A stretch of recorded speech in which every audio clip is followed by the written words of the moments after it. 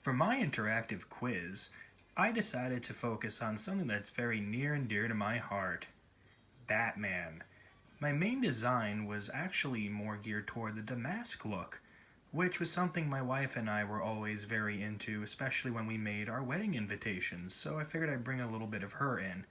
On each corner here, just to make sure the front page had a little bit of flair, we have images of all four of the people who are being used in this quiz from the Tomasi and Gleason Batman and Robin run from the DC's New 52 initiative. Down here we have a color-coordinated begin button, which if we press, and the question is quite simple, who is the third person to take on the mantle of Robin? And really, it is just more or less... Sorry, that was my cat, an amusing side character for this conversation.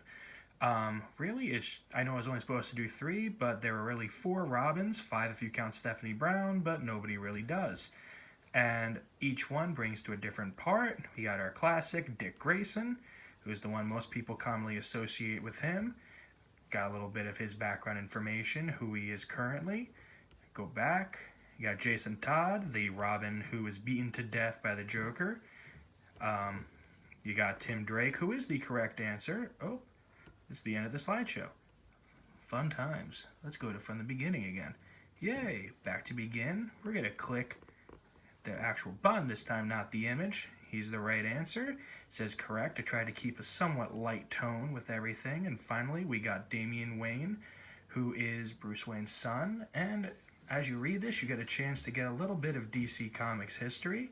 I chose an image of each of the Robins as they first started out, and then each image themselves after the fact, more or less just is how they either currently look or looked at the prime of their identities, because some of the current designs are less than stellar.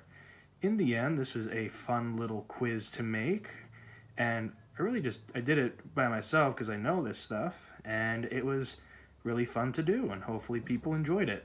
Thank you for taking the time to listen to my little impromptu screencast, and I hope you enjoyed my presentation as well as the fun addition of my cats arguing in the background. Bye-bye.